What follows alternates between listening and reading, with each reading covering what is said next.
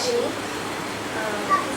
Memory words, 1 Corinthians 13:4-7.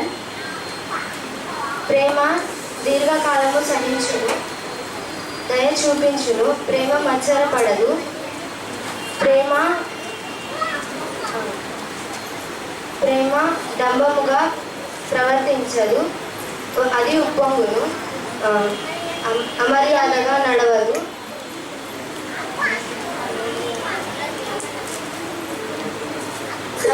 స్వప్రయోజనమును విచారించుకోదు,